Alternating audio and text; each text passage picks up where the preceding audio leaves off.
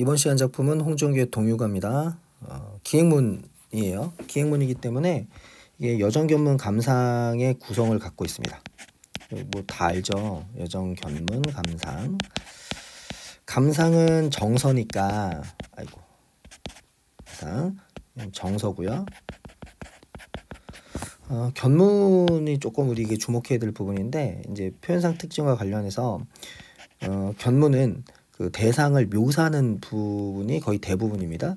그러다 보니까 여기는 비유 그리고 감각 두 가지의 표현 기법을 통해서 대상을 생동감 있고 현장감 있게 드러냅니다. 여정은 다 아시죠? 공간 이동입니다. 그래서 이제 작품을 보실 때 여정 잡고 그 여정에 대한 견문, 그러니까 무엇을 보고 있는지 혹은 무엇을 감각하고 있는지 보시고 그것에 대한 정서가 어떻게 나오는지. 그래서 이렇게 해서 세 부분을 놓고 이제 읽으면서 하나씩 쭉 체크하면서 요대로 쭉 보시면 돼요. 자, 잘 생각해 보시고 지금 이 작품은 금강산에 가는 것, 그다음에 금강산에서의 뭐 유람, 뭐 이런 것들을 다루고 있습니다. 그래서 만약에 시험에 난다면 작년에 여러분들이 작년에 연계 작품이었는데 관동별곡과 연결해서 낼 가능성도 있습니다. 물론 뭐 이게 아주 어렵거나 그렇게 내진 않을 건데 어쨌든 연결 가능성이 있다 이렇게 생각하시고 뭐 이런 거겠죠. 동일한 여정인데 뭐 서로 다른 표현이 나온다든가 또는 표현상 특징의 차이가 난다든가 뭐 이런 거 또는 그 뭐 정서의 차이가 난다든가 이런 거하고 연결해서 날 수 있다. 여기까지 참고해 두시고 나중에 기회가 되면 관동별곡도 한번 공부하시기 바라겠습니다. 자, 그러면 본문으로 들어가죠. 네, 첫 번째 문장에 바로 보이죠. 철원부터 일이 오며 할 때 철원부터 일이 온다는 얘기는 공간이 이동한다는 얘기입니다. 그래서 이제 이런 걸 두고 우리가 여정의 이동이다 이렇게 얘기하는 거예요. 기행문의 특징입니다. 철원부터 일이 오며 이따금 살펴보니 그러면 살펴보는 거니까 뭐가 나와야겠습니까? 당연히 견문이 나와야겠죠. 자, 그래서 지금부터 이렇게 해서 견문이 들어갈 겁니다.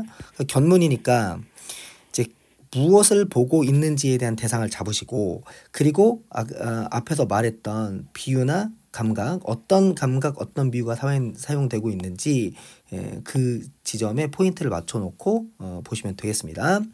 산수는 첩첩하고 인간은 드문데 그래서 이제 제가 표시를 했는데요. 산수는 첩첩하고 인간은 드문데 뭐 하고 있습니까? 보고 있죠. 보고 있기 때문에 견문에 해당하는 거고요. 산수 받고 인가 받습니다. 자갈밭이 단단하여 쌍겨리로 밭을 갈고 그래서 이건 인가를 내려다본 모습입니다. 좀 더 구체적으로 제시하고 있죠. 그러니까 사람들의 마을의 모습을 구체적으로 제시하고 있다. 그러니까 이제 이런 건 기행문의 특징이자 견문을 제시할 때에는 뭐 앞서도 말씀드렸던 것처럼 비유와 감각을 통해서 대상을 생동감, 현장감 있게 드러내는데 생동감 있고 현장감 있게 드러내면 자연스럽게 구체적으로 드러낼 수밖에 없어요. 이렇게 생각하시면 됩니다. 쌍결이라고 하는 건 두 마리의 소가 끄는 쟁기입니다. 그래서 그 왜 마차 중에도 두 마리의 말이 끌면 쌍두마차라고 하죠. 이거는 두 마리의 소가 끄는 쟁기, 그러니까 뭐 쌍소 쟁기? 뭐 이게 됐나요? 하여튼 두 마리의 소로 끄는 쟁기다. 이렇게 보시고 가보겠습니다. 주막에 기름 없어 관불로 솔불을 밝혔는데 자, 인가를 봤죠. 그 다음에 인가 주변에 농사 짓는 모습을 제시했습니다. 그리고 나서 이제 어디로 시선이 이동합니까? 주막으로 이동하죠. 주막의 모습을 드러내는 겁니다. 주막으로 갔더니 기름이 없어서 관솔로 불을 밝혔고 관솔이라고 하는 건 이제 솔나무, 솔방울에 여기 불을 붙였다는 겁니다. 방구석에 흙을 발라 굴뚝처럼 만들어 놓고 해서 굴뚝처럼 만들고서 이제 이런 거 뭐예요? 비유적 표현이죠. 그다음 아래에다가 그 방구석 아래에다가 아궁이를 내고 불을 빼앗듯 하는구나. 갯벌을 베어다가 바자처럼 엮어 짜서 지금 잘 보시면요. 처음에 여기 지금 산수를 얘기했죠. 그리고 나서 집을 얘기했습니다. 이제 그러니까 사람들이 사는 마을이죠. 마을을 얘기하는데 그 마을에 농사 짓는 모습을 얘기하는 거예요. 그리고 나서 그 농사 짓는 모습을 얘기하고 다시 그 마을 안으로 들어오니까 뭐가 보이는 겁니까? 주막이 보이는 거죠. 그리고 주막의 모습을 제시하고 그다음 그 주막 안으로 뭐 한 겁니까? 이동한 겁니다. 지금 잘 보시면 산수부터 방구석까지 모두 견문이긴 한데 전부 다 가만히 서서 보는 게 아니고 뭐가 지금 이동되고 있습니까? 공간이 이동되고 있죠. 즉 여정의 이동에 따라서 화자가 보고 있는 걸 설명하는 거예요. 여기까지 되죠. 그 다음 산수가 첩첩하고 인가 드문다 이 문장을 보시면 제가 여기에도 지금 적어놨는데 산수가 첩첩한 걸 보려면 당연히 원경 즉 멀리서 봐야 될 수밖에 없습니다. 그리고 나서 주막의 모습 얘기했죠. 그리고 나서 방구석 얘기했죠. 그 방구석은 또 어떻게 생겼는지를 얘기했잖아요. 그러면 이거 뭡니까? 처음엔 원경이었지만 가면 갈수록 가까운 지역을 얘기하고 있죠. 그러니까 원경에서 뭐로 가고 있다? 근경으로 가고 있다. 그래서 원경에서 근경으로의 시선 이동. 요것도 참고로 하나 더 챙겨 두시면 될 것 같습니다. 좀 더 하죠. 아래다 아궁이를 내고 불을 빼앗듯 하는구나. 갯벌을 베어다가 그 갯벌들은 버드나무 말고요. 혹시 잘 모르실 텐데 뭐 이걸 구체적으로 설명해 좀 그러니까요. 풀입니다. 풀. 갯버들을 베어다가 바자처럼 엮어서 바자라고 하는 게 이제 제가 간이 울타리라고 의역을 해서 냈는데 뭐냐면 이제 풀을 이렇게 좀 엮어요. 마치 돗자리처럼 엮어서 이거를 꼭 그 캠핑 가면 바람 막는 것처럼 이렇게 가벽 세우는 거 있죠. 그 가벽 세우는 거 그걸 뭐라고 하죠? 저는 잘 모르겠는데 쉘터라고 하나요? 하여튼 그런 걸 이렇게 벽으로 이렇게 세우는 건데 그런 걸 만들어서 채마밭에 둘러마가 울타리로 삼았고 그럼 이제 뭐 얘기하는 겁니까? 채소밭까지 설명하는 겁니다. 자, 다시 올라가 볼게요. 처음에 산수 얘기했죠? 인가 얘기했습니다. 그리고 나서 주막 얘기했죠? 방구석 얘기했죠? 그 다음에 뭐 얘기했어요? 바자 얘기하면서 자연스럽게 뭐로 넘어갔습니까? 채마밭, 즉 채소밭. 이 지역 사람들의 주거 환경 그리고 주변의 채소밭까지 설명하고 있는 거예요. 됐나요? 3맞고 읍내와 역점 중에 넉넉하게 사는 집은 그러니까 읍내와 역점은 이제 지역을 말하는 거고 그 안에서 넉넉하게 사는 집은 얇은 청성 너와 쪽으로 지붕을 덮었는데 그러면 이제 넉넉하게 사는 집에 뭐를 얘기하고 있습니까? 집의 모습을 얘기하는 겁니다. 청석이라고 하는 게 청자가 풀을 청자니까 푸른 돌이고요. 푸른 돌을 너와 쪽으로 해서 이제 청성 너와라고 하는 겁니다. 이렇게 지붕을 만들었는데 그 돌을 얇게 이렇게 이제 이걸 뭐 점인다고 하죠. 하여튼 좀 이렇게 얇게 쪼개서 그걸 얼기설기 지붕을 이어요. 그러면 그걸 너와집이라고 합니다. 그래서 푸른 돌 너와 쪽이라고 하는 건 이제 조각이 되겠죠. 조각으로 지붕을 덮었는데 삐져나온 틈 속으로 하늘이 비치는구나. 그래서 그 이제 지붕에 삐져나온 틈으로는 하늘이 보일 정도다. 그 얘기는 무슨 얘기냐면 집이 이게 되게 좀 허름하고 어설프게 생겼다. 뭐 그 정도의 의미라고 생각하시면 될 것 같아요. 됐죠? 자, 여기까지 제가 정리해 놨지만 이동하면서 눈에 비친 산수 그리고 마을의 모습을 구체적으로 설명하고 있다. 따라서 견문. 됐죠? 기행문적 요소입니다.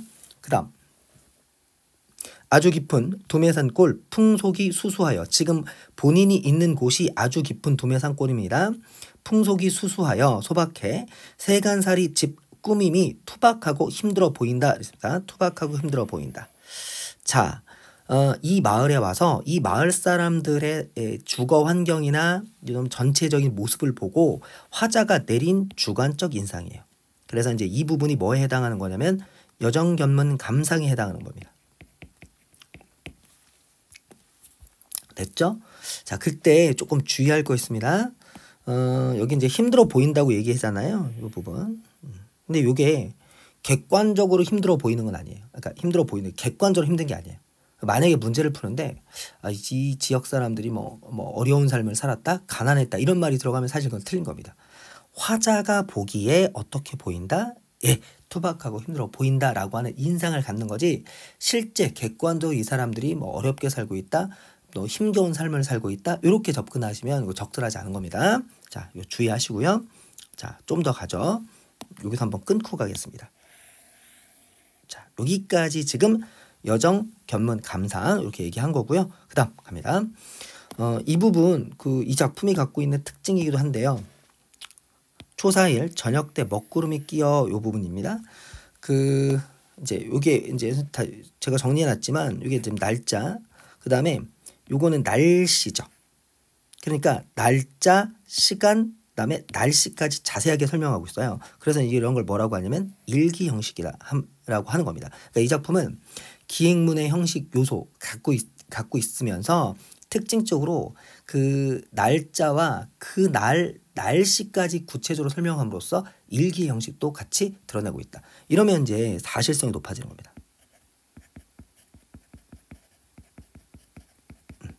됐죠? 자, 그다음 일제히 출발하여 장호고개로 넘어갈 때 장호고개로 이제 넘어가는 거니까 당연히 뭡니까? 여정의 이동이죠. 여정의 이동이기 때문에 기행문적 요소 이렇게 얘기하는 겁니다. 장호고개를 넘어갈 때 길은 굽이지고 돌사달이 험하여서 이제 길이 매우 험하다는 얘기를 하는 겁니다. 견문이죠. 언덕이 가팔라서 보니비탈이라고 하는데 이제 거기 지금 지나가는 장호교회를 넘어갈 때 언덕이 매우 가파른 겁니다. 언덕이 가파르니까 그 가파른 언덕을 뭐라고 하느냐? 보니비탈이란 이름으로 붙인 거예요. 그러니까 보니비탈은 뭐 특별한 이름이 아니고 그냥 가파른 언덕을 보니비탈이라고 한다. 이렇게 생각하시면 됩니다. 한 고개 넘어서니 또 한 개가 높구나. 그러니까 이제 이런 건 매우 지형이 험하다는 얘기를 하는 것이고 이제 높구나라고 했기 때문에 이 영탄 적어줘요. 그 가운데 큰 내가 있고 수십여 간 다리가 놓여 있는데 이쪽은 김성이요 저쪽은 회양이로구나 이렇게 돼 있죠. 이런 건 전부 견문입니다. 그러니까 다리를 중심으로 아마 다리가 이렇게 돼 있고요. 이게 물이 흐를 거 아니에요. 이 다리를 중심으로 이쪽은 김성, 이쪽은 회양 이렇게 해서 지역을 구분하는 내용인 겁니다. 하루 얕은 곳에 거룻배를 메어두고 장마의 달이 떠내려가면 행인을 건너준다 하네 요겁니다. 자, 요거 이제 좀 체크를 한번 해볼게요. 건네준다네. 그럼 이거는 직접 누군가로부터 뭐 한 겁니까? 들은 거죠. 들은 것을 뭐 한 거예요? 인용한 겁니다.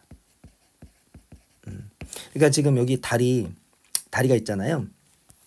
다리를 딱 보고 이제 다리가 있다는 얘기는 물이 있다는 얘기 아닙니까? 이제 그 물을 보고 하루 얕은 곳에 거룻배가 쭉 있는 거예요. 그 거룻배가 무슨 용도로 쓰는지를 물어봤겠죠. 물어보니까 아마 그걸 보고 있는 다른 사람이 그거 행인을 그 장마 때 만약에 다리를 못 건너게 되면 행인을 건너주는 역할을 하는 것 같다라고 하면서 정보를 제공하는 거예요. 인용이죠. 그럼 이렇게 해서 이제 인용하는 걸 뭐라고 하냐면 견문이라고 하는 겁니다. 그러니까 우리가 이제 견문하면 보는 것도 있고요. 듣는 것도 있습니다. 그렇게 생각하시면 돼요. 자, 그다음 큰 폭포 맞은편에 바위에 늘어앉아 할 때 지금부터 이제 뭘 보는 거냐면 큰 폭포를 보는 겁니다. 견문. 근데 이제 요 지점은 사실은 관동별곡과 연결하기 굉장히 좋은 지점이에요. 그래서 관동별곡 작년 EBS에 있는 거긴 한데 뭐 작년 걸 못 보셨다 하더라도 고등학교 때 관동별곡 배웠으면 그 책을 한번 펴보세요. 관동별곡에 폭포가 2번 나옵니다.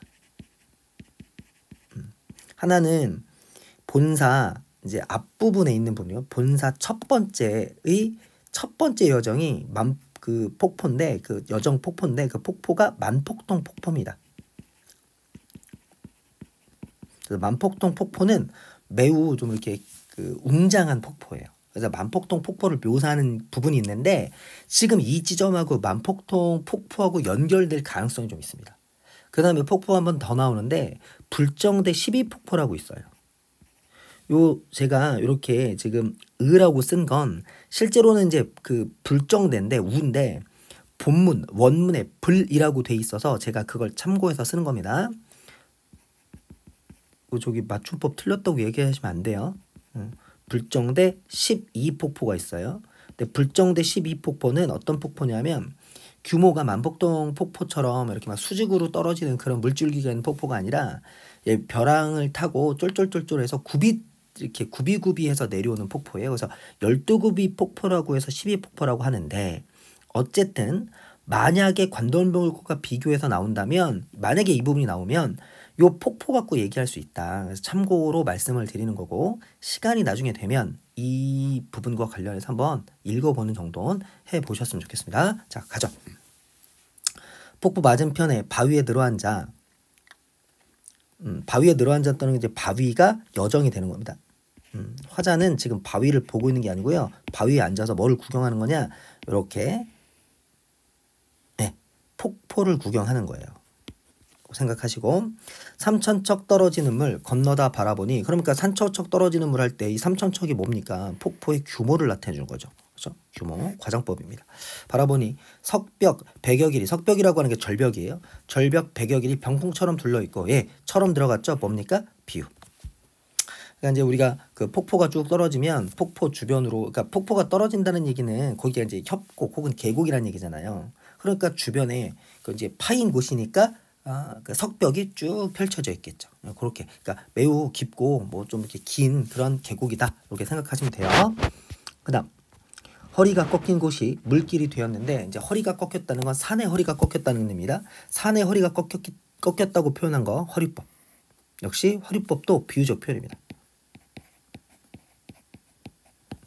물길이 되었는데 비온 후의 성난폭포 몇 층을 보태어서 비온 후의 성난폭포 의인법입니다. 그죠? 이제 요거는 두 가지를 말하는 것 같아요. 하나는 일단 폭포의 규모를 말하기도 하고요. 그리고 아마 물소리가 굉장히 큰 것 같아요. 그래서 물소리도 의미할 수 있다. 몇 층을 보태어서 흰 비단을 들이고 옥기둥을 세운 듯이 은하수 한 구비가 공중에 드리워져 할 때 자, 이것도 다 체크합시다. 흰 비단 그리고 옥기둥 다음 은하수 한 굽이 예, 모두 다 원간염은 폭포입니다. 그러니까 폭포의 물줄기가 꼭 뭐처럼 같더라? 흰 비단 같더라. 그리고 폭포에 떨어지는 물줄기가 꼭 뭐 같다? 옥기둥이다. 그럼 흰 비단과 옥기둥 모두 무슨 법이냐면 요걸 이제 우리가 뭐 이제 정리할 때 한꺼번에 얘기하겠지만 요거 미화법이라고 하는 거예요. 일종의 과장인데요. 대상의 아름다움을 강조하기 위해서 예, 아름답게 표현하는 것 요걸 뭐라고 하느냐? 미화법이라고 합니다. 기억해 두시고 흰 비단을 들이운 것 같고 꼭 옥으로 만든 기둥을 세운 것 같고 은하수 한 구비가 공중에 드리워졌더랬죠. 그럼 공중으로부터 드리워져 있는 것, 즉 공중에서 이렇게 내려오는 게 뭐냐? 그게 은하수 한 구비라는 거예요. 근데 여러분 잘 아시겠지만 이 은하수는 어디에 있는 그 강입니까? 요거 천상계에 있는 강이에요. 그러니까 지금 내가 보고 있는 폭포의 물줄기가 마치 천상계의 경치를 보는 것 같다는 얘기입니다. 요거 이해하시죠? 그래서 요 경치에 대한 아름다움을 드러내기 위해서 지금 천상계의 경치에 빗댄 겁니다. 됐죠? 그다음 바위 밑 깊은 못에 담아 부어 찧었을 때 폭포가 이렇게 떨어지면 폭포가 이렇게 떨어지면 요 아래쪽에 물이 이렇게 되잖아요. 그러니까 꼭 뭐인 거예요? 바위 밑에 깊은 연못에 물을 담아 부어 찧어낼 때 이렇게 표현하는 겁니다. 그래서 폭포가 떨어지는 모습을 나타내 주는 것이고 그다음 안개가 피오르면서 흰눈이 날리니 할 때 요 흰눈이라고 하는 건 당연히 뭐겠어요? 물이 막 쏟아지면 주변에 물보라가 쫙 있잖아요. 따라서 요건 이제 제가 여기도 써놨지만 물방울, 물보라 같은 걸 말하는 겁니다. 날리니 그리고 금강산 폭포 중에 제일 장관 여기로구나. 금강산 폭포 중에 가장 아름답다는 얘기입니다. 당연히 예찬 영탄입니다. 정석. 됐어요? 봐요. 폭포 뭐예요? 견문이죠. 견문을 감각과 비유를 통해서 뭐하고 있다? 묘사하고 있다. 그리고 정석 끝에 뭐 붙였습니까? 영탄. 여정, 견문, 감상 이렇게 가는 거예요. 이해하시겠죠? 자, 여기서 한번 끊어볼게요. 그 다음 한참을 구경하고 금강문의 도로 내려와서 금강문의 도로 내려왔다는 건 뭐가 바뀌었다는 얘기입니까? 예, 공간이 바뀌었다는 얘기잖아요. 그리고 공간이 바뀌었으니까 당연히 이제 여정이 바뀐 겁니다. 그래서 그 위에서 한번 끄는 거고요. 금강문의 도로 내려와서 나묘를 타고 나묘라고 하는 건 이제 뚜껑 없는 가마 그냥 뭐 우스갯소리로 컨버터블 정도 생각하시면 됩니다. 절에 내려와서 자, 절 왔습니다. 여정이죠. 점심을 먹은 후에 만물초 가는 길이 온정을 지난다기에 만물초 가는 길이 온정을 지난다기에 요 얘기는 무슨 얘기냐면 지금 화자는 점심 먹고 절에서 출발해서 어디를 가려고 하는 겁니까? 만물초에 가려고 하는 거예요. 그럼 이제 만물초가 뭐가 되는 겁니까? 목적지입니다. 다음 여정이죠. 온정을 지난다기에 극락곡에 넘어서서 오리 남짓하니 자 그래서 이제 만물초를 가기 위해 온정을 향해 가는 겁니다. 그런데 그 가는 길에 극락곡이라는 공간이죠. 넘어서 오리 남짓하니 할 때 오리 이제 이런 건 구체적인 뭐가 나왔습니까? 수치가 나왔죠. 이렇게 이제 수치가 나오면 사실성을 높여줘요. 그러니까 가이드북으로서의 그런 역할을 하는 겁니다. 그리고 원래 뭐 아시겠지만 기행문이 원래 가이드북의 역할을 하잖아요. 그래서 이제 이렇게 구체적인 수치 뭐 그다음에 지명 이런 게 사용되면 작품의 사실성을 높여준다. 이 정도 보시면 되고, 주막집 바로 곁에 우물집 지었기에, 그래서 이제 쭉 이제 이동 중에 우물집을 지었기에 우물집을 본 겁니다. 문 열고 구경하니, 예, 이제 지금부터 우물집에 대한 구경이다 이렇게 보시면 되고, 우물집은 원래는 이제 어떻게 생겼냐면 우물이라고 하는 게, 아이고 이게 우물이 이제 이렇게 뭐 이제 있을 거 아니에요, 그죠? 제가 그림을 잘 못 그려가지고 이제 우물이 뭐 이런 식으로 이제 이게 이상한데, 하여튼 우물이 있을 거 아닙니까? 근데 이제 우물이 있는데 그 우물 위에 이게 지붕을 설치한 거예요.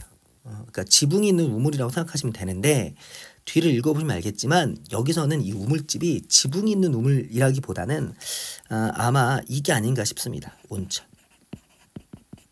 그 정도로 보는 게 맞는 것 같아요. 왜냐하면 문을 열고, 즉 우물집을 문을 열고 구경하니 상하탕이 놓여있다. 상하탕이란 건 뭐냐면, 그러니까 이제 탕이 뭔지 알죠? 왜 목욕탕 할 때 그 탕을 말하는 겁니다. 위아래 탕이 있다는 거예요. 그러니까 두 개의 탕이 있는 겁니다. 그다음 두 군데 똑같이 널쩍한 돌로 네모지게 짰고, 뭐를 이 상하탕을 네모지게 짰고, 물빛은 흐릿하고 미지근하다 하네, 이렇게 돼 있죠. 그러니까 아마 옆에 있는 사람한테 물어봤겠죠. 이거 어때요? 이렇게 물어봤더니 그 미지근하고요. 그다음에 거기 물빛이 좀 흐릿흐릿하네요, 이렇게 얘기한 겁니다. 그러니까 다른 사람한테 뭐 한 거예요? 들은 정보입니다. 자, 어쨌든 들은 정보인데 우물집에 대해서 묘사하고 정보를 제시했죠. 그러니까 뭐예요? 견문. 됐습니까? 그래서 제가 왜 이거를 우물집이 아니라 이제 온천 같다고 얘기했냐면, 여기 옆에 미지근하다고 돼 있잖아요. 그러니까 물이 미지근하다? 그러면 이게 그냥 우물 같진 않고 아마 온천이 아닐까라고 추정을 합니다. 그냥. 근데 이게 온천인지 우물인지는 중요하지 않아요. 이게 견문이고 구체적으로 설명했다. 이게 중요한 겁니다. 그다음 보슬비가 계속 내려 주막에 머물고, 그래서 비가 내리고 있습니다. 이게 날씨죠. 미리 말씀드리지만 이것 때문에 자기가 원래 목표하고 있었던 그 앞에 만물초라고 하는 곳으로 가지 못해요. 그래서 얘가 날씨 때문에 만물초에 가려고 하는 계획이 깨집니다. 저를 못 가게 돼요. 됐죠? 생각하시고, 다음 주막에 머물고, 주막, 예, 여정이죠. 이제 우물집에서 주막까지 왔습니다. 20일 조반 후에, 아침 먹은 후에 날 흐리고 안개가 덮었는데, 날을 흐리고 안개가 덮었다는 얘기는 여기 이제 역시 날씨죠. 날씨를 아주 구체적으로 제시하고 있고요. 만물초 구경하려고 준비하고 내려가니 지로승과 주막 주인 붙들고 만류하길. 자, 이 사람들이 지금 만류하는 겁니다. 주막 주인이 붙들고 만류했어요. 만류는 뭐예요? 설득이죠. 설득은 당연히 뭐가 필요합니까? 근거가 필요하죠. 그래서요, 뒤에 그 아래쪽 읽으실 때 근거가 무엇인지를 꼭 체크하세요. 가보겠습니다. 만물초 가는 길이 완복 70리요. 맑은 날에도 구름 끼면 못 보는데 하물며, 예, 요거네요. 근거. 올라갈까요? 비 오는 날 지적 분간 못하니. 다음 미끄러운 돌사다리 천신만고 올라가봤자 산 밑만 겨우 보면 분하지 않겠습니까? 그럼 이 얘기는 뭡니까? 날씨 때문에 뭐 할 확률이 높다? 보지 못할 확률이 높다. 보지 못하면 속상하지 않겠니? 라고 누가 만류하는 겁니까? 지로승과 주막 주인이 만류하는 거예요. 됐죠? 설득 근거. 갑니다. 그 말을 듣고 보니 그럴듯하고 일행들도 옳다고 하여 복례산에 다시 올 약속을 만물초에 남겨놓고, 그래서 이 복례산이라고 하는 게 금강산의 다름입니다. 그 혹시 뭐 아실지 모르겠는데 금강산은 이름이 4개예요. 봄, 여름, 가을, 겨울 계절마다 이름이 다 달라요. 그 중에 복례산을 붙인 겁니다. 행장을 다시 차려 총석으로 향할 때, 총석은 이것도 이제 관동불교에 나오는데 그 금강산에서 내려서 동해 쪽으로 가면 있는 그 명승지입니다. 총석으로 향할 때 금강 내외산을 이곳에서 작별하니. 자, 금강산과 뭐 한다고요? 이별한다고요. 금강산과 이별한다. 이거 무슨 법? 의인법. 자, 왜 의인법을 썼을까? 당연히 아쉬움을 부각시키기 위해서. 만이천봉 봉우리가 눈앞에 또렷하구나. 눈앞에 또렷하다는 건 눈앞에 아른아른하다는 거죠. 그러니까 눈앞에 아른아른은 왜 해요? 당연히 아쉬우니까. 그래서 이별의 아쉬움을 이렇게 표현하고 있다. 됐습니까? 예, 여기까지 동요가였습니다. 내용이 그렇게 어렵거나 그러진 않아요. 그래서 시간 날 때 한두 번, 한 두세 번 정도 더 읽어두시고 전체 흐름을 좀 기억해 두세요. 전체 흐름을 기억해 두시고 나중에 문제 나오면 빠르게 읽고 넘어가든지 혹은 전체 내용을 잘 알면 문제를 먼저 보고 해당하는 지점에 가서 확인하면서 문제를 풀 수 있도록 해야 연계 작품을 공부하는 효과가 있습니다. 그래서 이렇게 했다고 해서 한 번만 보지 마시고 두 번, 세 번 반복해서 보시기 바랍니다. 예, 오늘 이 작품은 여기까지 하겠습니다.